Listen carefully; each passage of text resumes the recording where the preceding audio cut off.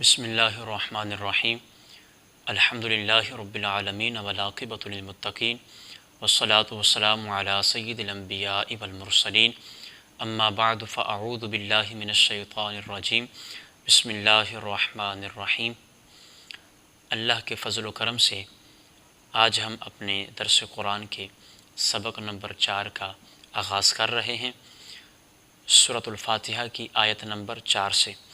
خالق کائنات نے فرمایا ایاک نعبد و ایاک نستعین، ہم تیری ہی عبادت کرتے ہیں اور تجھ ہی سے مدد چاہتے ہیں۔ یہ اس آیہ کریمہ کا ترجمہ ہے۔ اب آتے ہیں اس آیہ کریمہ کی تفسیر کی طرف۔ اس سے جو پہلی آیہ کریمہ گزری ہیں اس میں اللہ تعالیٰ نے اپنی شان، اپنی حمد کا ذکر فرمایا، اپنے رحمان اور رحیم ہونے کا ذکر فرمایا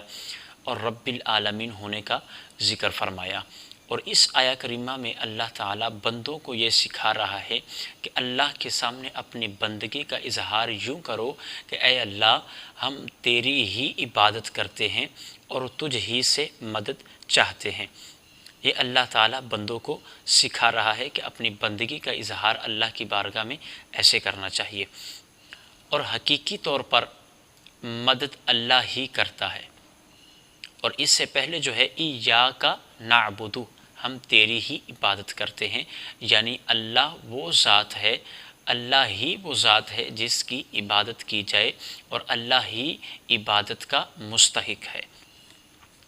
عبادت اور تعظیم یہ دو چیزیں ہیں جن میں فرق ہے، ایک ہوتا ہے عبادت اور ایک ہوتا ہے تعظیم۔ اس میں تھوڑا سا فرق ہے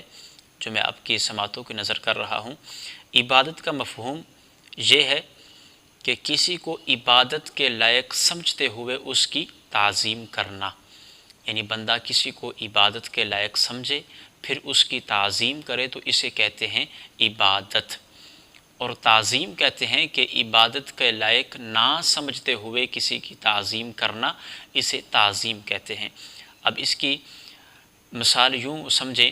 کہ بندہ جب نماز میں کھڑا ہوتا ہے تو ہاتھ باندھتا ہے، ہاتھ باندھ کے بندہ نماز میں کھڑا ہو جاتا ہے اللہ کی بارگاہ میں۔ اب یہاں پر یہ عبادت کہلائے گی، جو ہاتھ باندھ کے تعظیماً وہ کھڑا ہوا ہے تو یہ عبادت ہے، کیونکہ نماز میں کھڑا ہے اور نماز اللہ کی عبادت ہے۔ اب اگر وہ نماز میں نہیں ہے، نماز کے علاوہ وہ ہاتھ باندھ کے کھڑا ہوا کسی کے سامنے، اپنے والدین کے سامنے، اپنے استاد کے سامنے، اپنے پیر و مرشد کے سامنے اگر وہ ہاتھ باندھ کے کھڑا ہو گیا تو اب یہ عبادت نہیں کہلائے گی، اب یہ صرف تعظیم کہلائے گی۔ یہ ہے عبادت اور تعظیم میں فرق، کہ عبادت اسے کہتے ہیں کہ بندہ کسی کو عبادت کے لائق سمجھتے ہوئے اس کی تعظیم کرے، اسے عبادت کہتے ہیں۔ اور اگر بندہ کسی کو عبادت کے لائق نہ سمجھے، ویسے ہی اس کی تعظیم کھڑے ادب کے ساتھ کھڑا ہو جائے، ہاتھ باندھ کے اس کے سامنے کھڑا ہو جائے، تو اس کو عبادت نہیں کہیں گے بلکہ اس کو اس بندے کی تعظیم کرنا کہیں گے۔ اس آیہ کریمہ میں لفظ نعبد،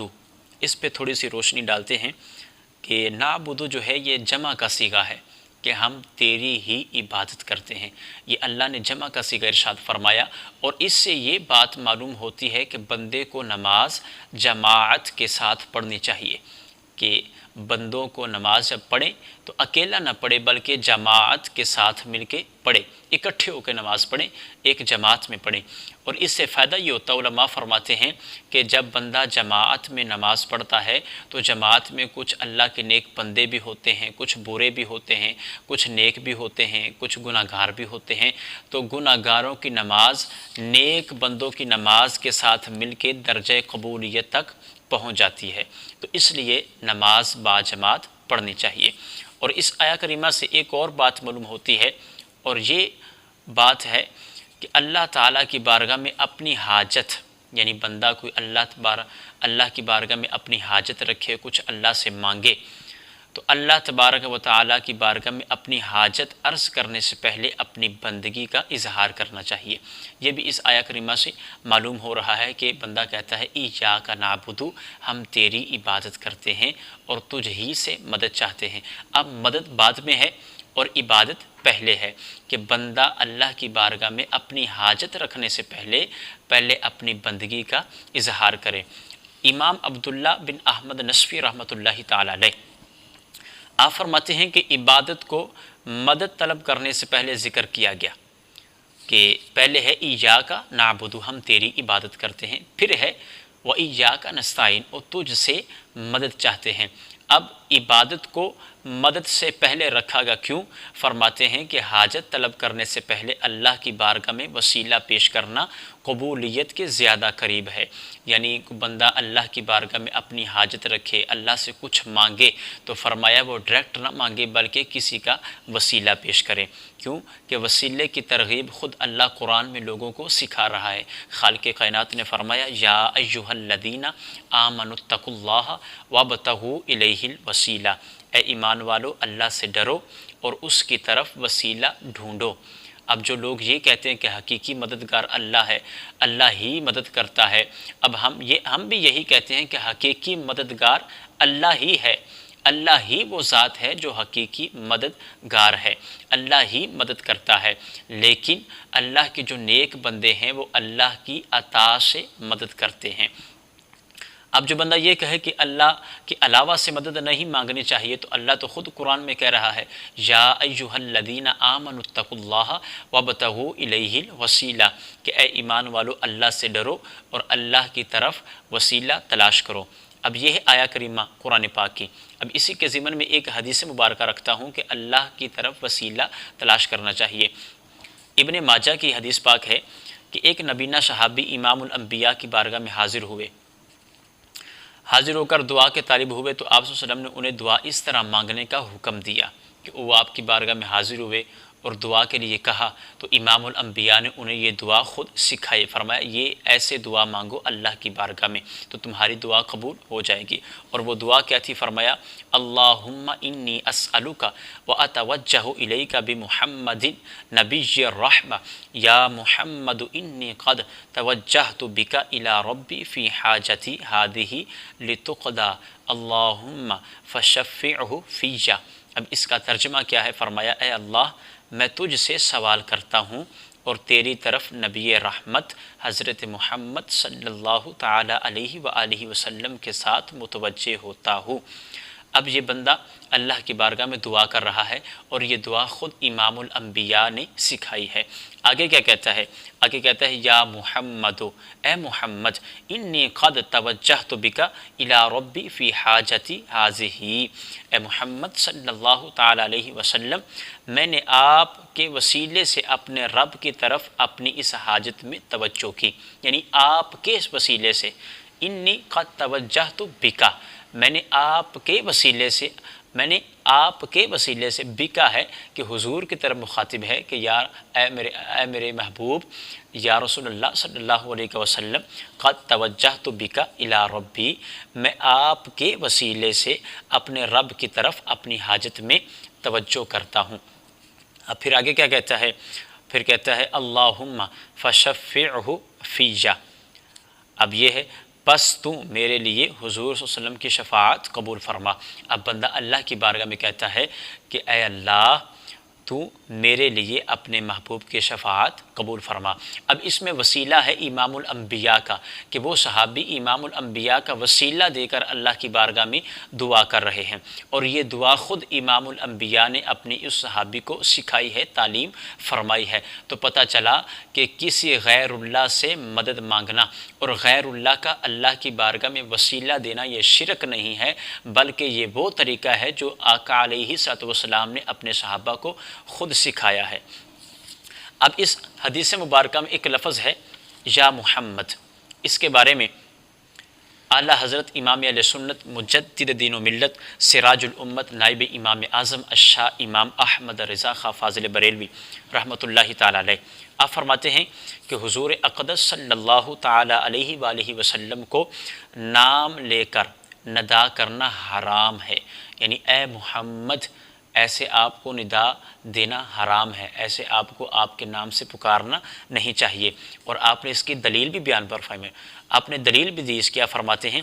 جیسے اس کا مالک و مولا اللہ تعالیٰ نام لے کر نہ پکارے تو غلام کی کیا مجال ہے کہ وہ راہ ادب سے تجاوز کرے۔ یعنی امام الانبیاء کا مولا کون ہے؟ اللہ کی ذات ہے، اور اللہ نے آقا علیہ الصلوۃ والسلام کو پورے قرآن میں کہیں بھی نام لے کر نہیں پکارا، اب یہ اللہ کا محبوب سے پیار ہے کہ جب بھی اللہ نے پکارا تو کہیں کہا یا ایھا المزمل، کہیں کہا یا ایھا المدثر، اور کہیں فرمایا والضحیٰ، کہیں فرمایا واللیل اذا سجا، اور کہیں فرمایا یاسین، کہیں فرمایا یا ایھا النبی، یعنی اللہ نے القاب کے ساتھ اپنے محبوب کو پکارا ہے۔ تو غلاموں کو بھی چاہیے کہ اپنے نبی کو نام کے ساتھ نہ پکاریں بلکہ اپنے نبی کے اوصاف کے ساتھ پکاریں۔ اب آگے امام زین الدین آپ فرماتے ہیں کہ اس دعا میں جو لفظ یا محمد ہے وہاں پہ بھی آپ کو یا محمد نہیں کہنا چاہیے بلکہ یا محمد کی جہاں یا رسول اللہ یا نبی اللہ کہنا چاہیے۔ یہ ادب کے قریب ہے اور ادب کرنا چاہیے۔ اور جو لوگ ایسے ہی یا محمد کہتے ہیں وہ غافل لوگ ہیں، یا محمد نہیں کہنا چاہیے بلکہ یا رسول اللہ یا نبی اللہ یا حبیب اللہ ایسے کہہ کے حضور کو پکارنا چاہیے۔ یہ آیا کریمہ کا پہلا حصہ کمپلیٹ ہوا، اس کی مختصر ہم نے تفسیر کر لی۔ آگے جاتے ہیں وَإِيَّاكَ نَسْتَعِينُ، اور تجھ ہی سے مدد چاہتے ہیں۔ اس آیا کریمہ میں بیان کیا گیا کہ مطلب مدد طلب کرنا، اس آیا کریمہ میں جو بیان کیا گیا مدد طلب کرنا، خواہ وہ واسطے کے ساتھ ہو یا واسطے کے بغیر ہو، ہر طرح سے اللہ تعالیٰ کے ساتھ خاص ہے۔ یعنی مدد طلب کرنا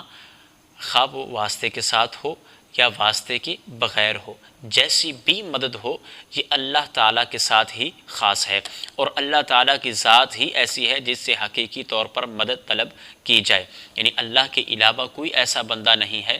جس سے حقیقی طور پر مدد طلب کی جائے۔ حقیقی طور پر جس سے مدد طلب کی جاتی ہے وہ اللہ کی ذات ہے، اور اللہ کے نیک بندے جو مدد کرتے ہیں یہ اللہ کی عطا سے مدد کرتے ہیں۔ اسی کے ضمن میں امام اہل سنت امام احمد رضا خاں فاضل بریلوی آپ فرماتے ہیں حقیقی مدد طلب کرنے کا مطلب یہ ہے، یعنی حقیقی مدد طلب کرنے سے مراد کیا ہے، اس کا مطلب کیا ہے؟ آپ فرماتے ہیں اس کا مطلب یہ ہے کہ جس سے مدد طلب کی جائے اسے بذات قادر، مستقل مالک اور غنی اور بے نیاز جانا جائے، کہ وہ اللہ تعالیٰ کی عطا کے بغیر خود اپنی ذات سے اس کام کے کرنے پر قدرت رکھتا ہے۔ یہ ہے حقیقی مدد طلب کرنے کا مطلب۔ یعنی جس سے بندہ مدد طلب کر رہا ہے وہ ایسا ہو جو بے نیاز ہو، غنی ہو، مستقل مالک ہو، اور اللہ کی عطا کے بغیر وہ اپنی ذات سے مدد کرنے پر قادر ہو۔ تو جو بندہ اللہ کے علاوہ ایسا عقیدہ کسی اور کے بارے میں رکھے گا تو وہ شرک کرے گا۔ اور سنی جو ہیں، مسلمان ہیں، یہ ایسا عقیدہ اللہ ہی کے بارے میں رکھتے ہیں کہ اللہ ہی وہ ہے جو حقیقی طور پر مدد کرتا ہے، اور جو اللہ کے نیک بندے ہیں، اللہ کے ولی ہیں، اللہ کے نبی ہیں، وہ جو مدد کرتے ہیں وہ اللہ کی عطا سے مدد کرتے ہیں۔ اور بندہ کو یہ کہے کہ نبی مدد کر نہیں سکتا تو پھر وہ اللہ کی عطا میں شک کر رہا ہے۔ اللہ کی تو شان یہ ہے کہ ان اللہ علی کل شیء قدیر، اللہ ہر چیز پر قادر ہے، اللہ ہر چاہت پر قادر ہے۔ قل اللہم مالک الملک تؤتی الملک من تشاء وتنزع الملک ممن تشاء وتعز من تشاء وتذل من تشاء بیدک الخیر انک علی کل شیء قدیر، کہ اللہ وہ ہے جسے چاہے ملک دے، جس سے چاہے ملک لے لے، جسے چاہے عزت دے، جسے چاہے ذلیل کر دے۔ انک علی کل شیء قدیر، اللہ ہر چیز پر قادر ہے۔ تو اللہ اپنے نیک بندوں کو ایسی طاقتیں دیتا ہے کہ وہ اللہ کی عطا سے لوگوں کی مدد کرتے ہیں۔ اب آگے آتے ہیں کہ جو بندہ یہ کہے کہ مدد صرف اللہ سے مانگنی چاہیے، اللہ کے علاوہ سے مدد نہیں مانگنی چاہیے، تو اس کی دلیل بھی ہم قرآن پاک سے دیتے ہیں کہ قرآن پاک میں خود اللہ نے فرمایا کیا؟ فرمایا وَلَوْ أَنَّهُمْ إِذ ظَلَمُوا أَنفُسَهُمْ جَاءُوكَ فَاسْتَغْفَرُوا اللَّهَ وَاسْتَغْفَرَ لَهُمُ الرَّسُولُ لَوَجَدُوا اللَّهَ تَوَّابًا رَحِيمًا۔ فرمایا اور جب وہ اپنی جانوں پر ظلم یعنی گناہ کر کے تیرے پاس حاضر ہوں اور اللہ سے معافی چاہیں، پھر کیا ہو؟ فرمایا وَاسْتَغْفَرَ لَهُمُ الرَّسُولُ، اور معافی مانگنے ان کے لیے اللہ کے رسول۔ یعنی بندہ جب اپنی جان پہ ظلم کرے، اپنے آپ کو گناہوں میں مبتلا کر لے، تو پھر کیا کرے؟ جاؤ کا، پھر کیا کرے؟ جاؤ کا وہ تیرے پاس آ جائے، اللہ کے محبوب کی بارگاہ میں آ جائے، تو آ کے کیا کرے، فاستغفر اللہ، اللہ سے استغفار کرے، واستغفر لہم الرسول، اور اللہ کے محبوب بھی اس کے لیے اللہ کے حضور شفاعت فرمائے، تو پھر کیا ہوگا، لوجد اللہ تواب الرحیمہ، تو بے شک اللہ کو توبہ قبول کرنے والا مہربان پائیں گے۔ اب یہاں پہ دیکھیں کہ اللہ خود فرما رہا ہے، اے محبوب جب لوگ اپنی جانوں پہ ظلم کریں تو پھر تیری بارگاہ میں آ جائیں،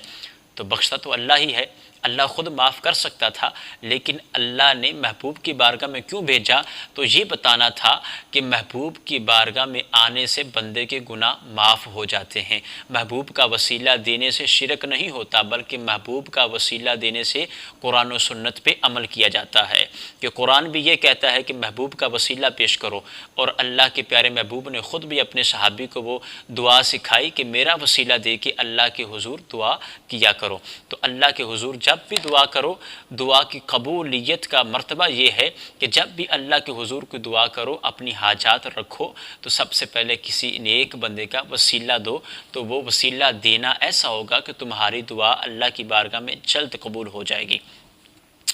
اللہ تعالیٰ کی عطا سے اللہ کے بندے جو مدد کرتے ہیں،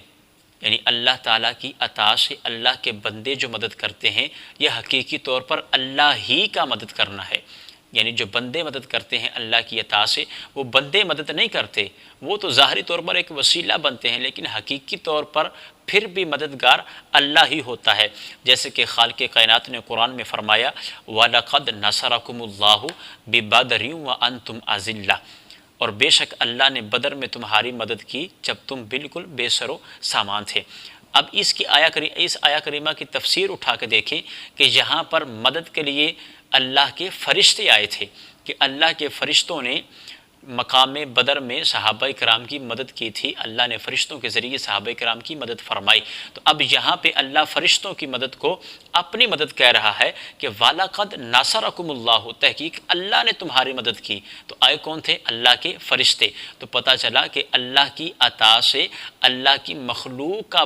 مدد کرنا حقیقی طور پہ اللہ ہی کا مدد کرنا ہوتا ہے۔ اب اسی ضمن میں آگے چل کے اب دیکھیں کہ حضرت سلیمان علیہ السلام جب آپ نے تخت بلقیس لانے کے لیے اپنے وہ صحابی سے کہا، حضرت عاص بن برقیہ سے کہا، تو انہوں نے جب پلک جھپکنے سے پہلے تخت آپ کی بارگاہ میں پیش کر دیا، تو آپ نے فرمایا یہ آپ نے کیسے کیا، تو عاص بن برقیہ کہتے ہیں ھذا من فضل ربی، یہ میرے اللہ کا فضل ہے، تو پتہ یہ چلتا ہے کہ حقیقی طور پر مددگار اللہ ہی ہے، اور اللہ کی عطا سے اللہ کے بندوں کا مدد کرنا اللہ ہی کا مدد کرنا ہوتا ہے۔ اور کچھ بندہ کو یہ نہ سمجھے کہ حضور علیہ السلام نے کسی کی مدد نہیں کی، آپ مددگار نہیں ہیں، آپ مدد نہیں کر سکتے، اس کے ضمن میں کثیر حدیث مبارکہ ہیں کہ حضور پاک نے اپنے صحابہ کی مدد فرمائی ہے۔ صحیح بخاری میں ہے نبی کریم صلی اللہ تعالیٰ علیہ وآلہ وسلم نے تھوڑے سے کھانے سے پورے لشکر کو سیر کر دیا۔ اب یہ جو حدیث مبارکہ ہے یہ صحیح بخاری کی ہے، جس کو غیر مقلد بھی رٹتے ہیں بخاری بخاری بخاری بخاری، لیکن بخاری بخاری کرنے سے عشق رسول اندر نہیں آ جاتا، بخاری بخاری کرنے سے بندے کی مقبولیت بڑھ نہیں جاتی، بلکہ بخاری بھی اسے سمجھ آتی ہے جس کے سینے میں عشق رسول ہوتا ہے۔ وہ کہتے ہیں نہ بنا عشق محمد کے پڑھتے ہیں جو بخاری، آتا ہے بخار ان کو آتی نہیں بخاری۔ اگر بخاری سیکھنا چاہتے ہو، بخاری پڑھنا چاہتے ہو، تو پھر کسی عاشق رسول کے سامنے بیٹھ کے بخاری سیکھو، تاکہ تمہارے دل میں بخاری بھی آئے اور تمہارے دل میں محبت مصطفیٰ بھی آ جائے۔ دوسری حدیث مبارکہ، آپ صلی اللہ تعالیٰ علیہ وسلم نے دودھ کے ایک پیالے سے 70 صحابہ کو سیر فرمایا۔ اب یہ بہت مشہور و معروف واقعہ ہے کہ آقا علیہ السلام نے دودھ کے ایک پیالے سے 70 صحابہ کرام کو 70 صحابہ کرام نے دودھ کا ایک پیالہ نوش فرمایا، اور سارے صحابہ کرام نے پیٹ بھر کے دودھ پیا، تو دودھ ویسے کا ویسا تھا جیسے پہلے صحابی نے پیا تھا، 70 نے پی لیا، دودھ میں کمی نہیں آئی بلکہ سب نے پی لیا، دودھ ویسے کا ویسا ہی باقی تھا۔ تو یہ آقا علیہ السلام کا معجزہ بھی ہے اور آپ کا مدد کرنا بھی ہے۔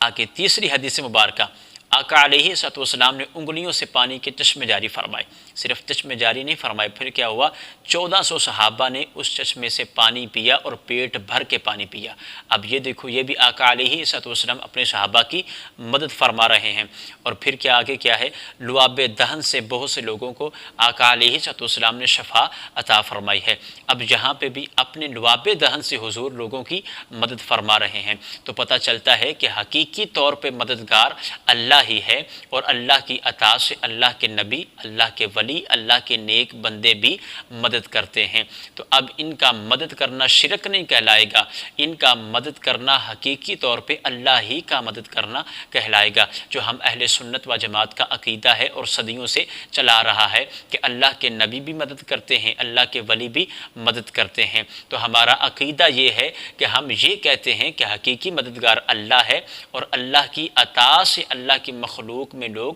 مدد کرتے ہیں۔ دعا ہے کہ اللہ تعالیٰ آج کا سبق اپنی بارگاہ میں قبول فرمائے اور لوگوں کو سن کے اس پہ عمل کرنے کی توفیق عطا فرمائے۔ وآخر دعوایا ان الحمد للہ رب العالمین۔